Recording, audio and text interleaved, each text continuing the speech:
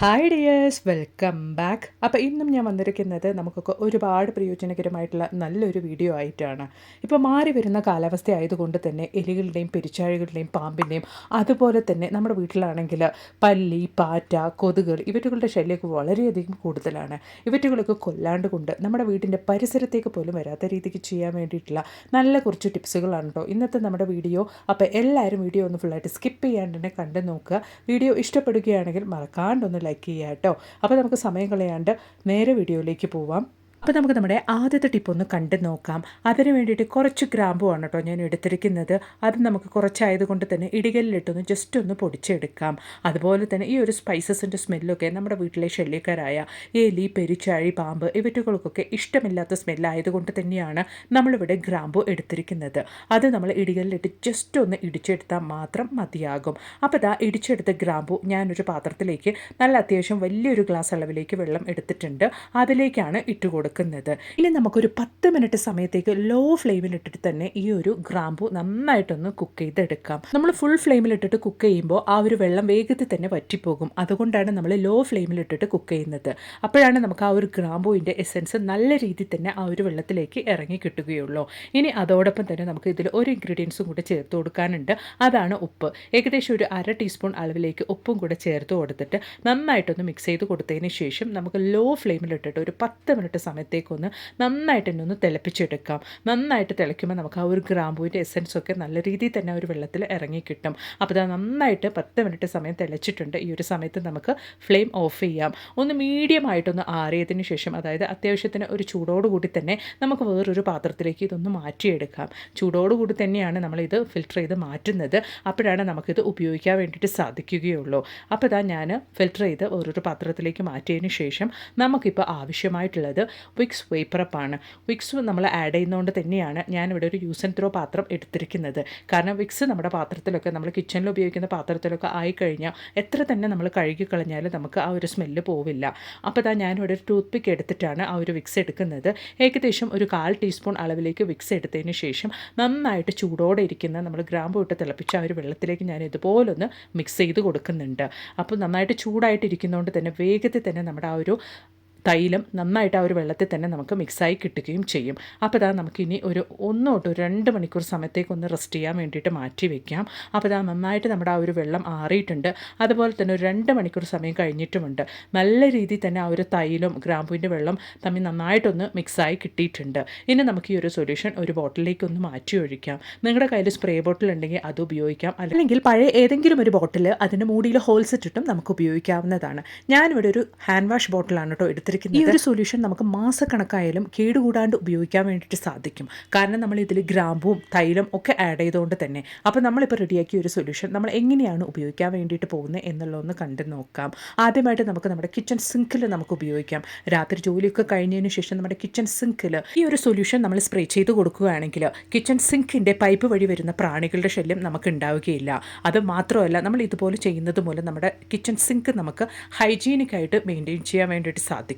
അതോടൊപ്പം തന്നെ ഇതിൽ ഗ്രാമ്പു കലർന്നിരിക്കുന്നതുകൊണ്ട് തന്നെ പൊതുവെ ഇതുപോലുള്ള സ്പൈസസിൻ്റെ സ്മെല്ലൊക്കെ നമ്മുടെ വീടിൻ്റെ ചുറ്റിലും ശല്യക്കാരായ എലികൾക്കും പെരിച്ചാഴികൾക്കും പാമ്പുകൾക്കും ഇഷ്ടമില്ലാത്തൊരു സ്മെല്ലാണ്. അതുകൊണ്ട് തന്നെ നമ്മുടെ വീടിൻ്റെ ചുറ്റിലും കണ്ടിന്യൂസ് ആയിട്ട് നമ്മൾ ഒരു 4-5 തവണ ഈ ഒരു സൊല്യൂഷൻ ഇതുപോലൊന്ന് സ്പ്രേ ചെയ്ത് കൊടുത്താൽ മതിയാകും.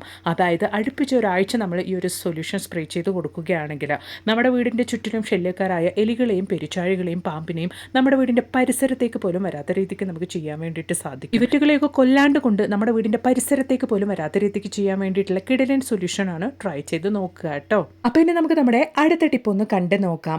അതിന് വേണ്ടിയിട്ട് ഞാൻ ഇവിടെ വലിയൊരു അല്ലി വെളുത്തുള്ളിയാണ് എടുത്തിരിക്കുന്നത്. ചെറുതാണെങ്കിൽ നമുക്കൊരു 3 അല്ലി വെളുത്തുള്ളി എടുക്കാവുന്നതാണ്. അത് നമുക്ക് ഇടികല്ലിട്ട് ജസ്റ്റ് ഇതുപോലൊന്ന് ഇടിച്ചെടുക്കാം. ഇനി നമ്മൾ ഇടിച്ചെടുത്ത ഈ ഒരു വെളുത്തുള്ളി ഒരു ചിരാത്തിലേക്കൊന്ന് മാറ്റിയെടുക്കാം. ഏകദേശം ഒരു 1/4 ടീസ്പൂൺ അളവിലേക്ക് നമ്മൾ വെളുത്തുള്ളി ഇടിച്ചെടുത്തിട്ടുണ്ട്. അതോടൊപ്പം തന്നെ നമുക്ക് ആവശ്യമായിട്ടുള്ളത് കർപ്പൂരമാണ്. ഒരു ചെറിയ കർപ്പൂരമാണ് ഞാനിവിടെ ഉപയോഗിക്കുന്നത്. ആ ഒരു ചെറിയ കർപ്പൂരം നമുക്ക് പൊടിച്ച് ആ ഒരു ചിരാതിലേക്ക് ഇട്ട് കൊടുക്കാം. വെളുത്തുള്ളിയും കർപ്പൂരം ചേർന്ന് വരുന്ന ആ ഒരു സ്മെല്ല് മാത്രം മതി കേട്ടോ നമ്മുടെ വീട്ടിലെ ശല്യക്കാരായ കൊതുകിനെയും പാറ്റകളെയും നമുക്ക് ഇല്ലാണ്ടാക്കാൻ വേണ്ടിയിട്ട്. മാത്രമല്ല ഇതിൽ വെളുത്തുള്ളി ഉള്ളതുകൊണ്ട് തന്നെ ആ ഒരു സ്മെല്ലിന് നമ്മുടെ വീടിൻ്റെ ചുറ്റിലും പാമ്പിൻ്റെ ശല്യം ഉണ്ടെങ്കിൽ അതും കൂടെ നമുക്ക് ഇല്ലാണ്ടാകും. അതോടൊപ്പം തന്നെ നമ്മളിപ്പോൾ ചേർത്ത് കൊടുക്കുന്നത് വെളിച്ചെണ്ണയാണ്. അത്യാവശ്യം നന്നായിട്ട് തന്നെ നമ്മളെടുത്ത ആ ഒരു വെളുത്തുള്ളിയൊക്കെ നന്നായിട്ട് മുഴുകത്തക്ക രീതിക്ക് വേണം നമ്മൾ വെളിച്ചെണ്ണ ഒഴിച്ചു കൊടുക്കാൻ വേണ്ടിയിട്ട്. അതിനുശേഷം നമുക്ക് ഏകദേശം 1 മണിക്കൂർ സമയത്തേക്ക് അങ്ങനെ തന്നെ ഒന്ന് റെസ്റ്റ് ചെയ്യാൻ വേണ്ടിയിട്ട് മാറ്റി വെക്കാം. അതിനുശേഷമാണ് നമ്മളിതിൽ തിരിയിട്ട് കത്തിക്കാൻ വേണ്ടിയിട്ട് പോകുന്നത്. നന്നായിട്ട് ആ ഒരു വെളുത്തുള്ളിയും കർപ്പൂരവും ഒക്കെ ആ ഒരു വെളിച്ചെണ്ണയിൽ നന്നായിട്ട് തന്നെ കുതിർന്നതിന് ശേഷമാണ് നമ്മൾ തിരിയിട്ട് കത്തിക്കുക. അപ്പോൾ ഇതാ 1 മണിക്കൂർ സമയം കഴിഞ്ഞിട്ടുണ്ട്. നല്ല രീതിയിൽ തന്നെ ആ ഒരു വെളിച്ചെണ്ണയിൽ നമ്മുടെ വെളുത്തുള്ളിയുടെയും അതുപോലെ തന്നെ കർപ്പൂരത്തിൻ്റെ എസൻസ് ഇറങ്ങിയിട്ടുണ്ട്. ഇതുപോലെ ഒരു വിളക്ക് സന്ധ്യാസമയത്ത് നമ്മുടെ വീട്ടിൽ നമ്മൾ കത്തിച്ചു വെക്കുകയാണെങ്കിൽ പൊടിച്ചകളുടെയും അതുപോലെ തന്നെ കൊതുകിൻ്റെ ശല്യം സ്വിച്ച് ഇട്ട പോലെ തന്നെ നമുക്ക് ഇല്ലാണ്ടാക്കാൻ വേണ്ടിയിട്ട് സാധിക്കും.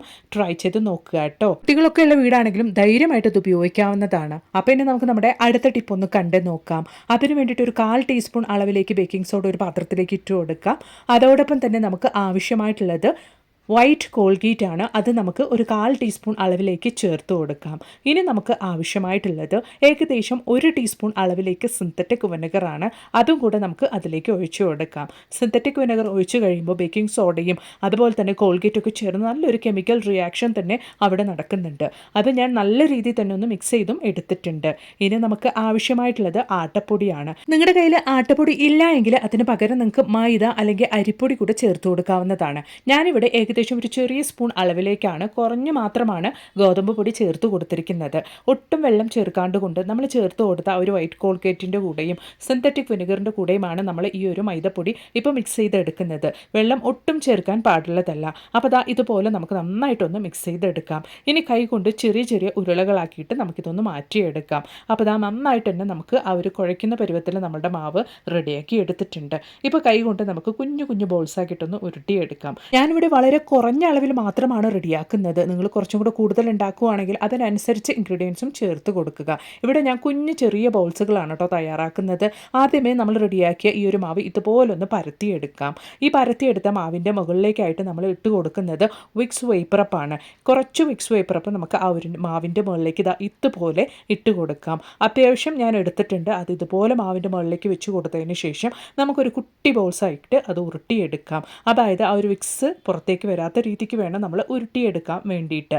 അപ്പോൾ ഇതാ ഇതുപോലെ നമുക്ക് ഉരുട്ടിയെടുക്കാം. ബാക്കിയുള്ള മാവും നമുക്ക് റെഡിയാക്കി എടുക്കാം. അപ്പോൾ ഇതാ 3 കുട്ടി ബോൾസുകളാക്കിയിട്ട് ഞാനിവിടെ ആ ഒരു മാവിൻ്റെ ഉള്ളിലൊക്കെ വിക്സ് റെഡിയാക്കിയിട്ട് ഉരുട്ടി എടുത്തിട്ടുണ്ട്. നമ്മൾ ഈ ഒരു മാവ് ഡയറക്റ്റായിട്ട് വെച്ച് കൊടുക്കാൻ വേണ്ടിയിട്ട് പോകുന്നില്ല. അതിന് പകരമായിട്ട് ഒരു ചെറിയൊരു കഷ്ണം ബിസ്ക്കറ്റും കൂട്ട് ഞാൻ എടുക്കുന്നുണ്ട്. എന്നിട്ട് പൊടിച്ചിട്ട് നമുക്ക് ആ ഒരു ബോൾസിൻ്റെ കൂട്ടത്തിൽ ഇതുപോലൊന്ന് ചേർത്തെടുക്കാം. അതായത് ആ ഒരു ബോൾസിൻ്റെ മുകളിൽ നമ്മൾ ബിസ്ക്കറ്റും ആക്കിയതിന് ശേഷമാണ് ഉപയോഗിക്കാൻ വേണ്ടിയിട്ട് പോകുന്നത്.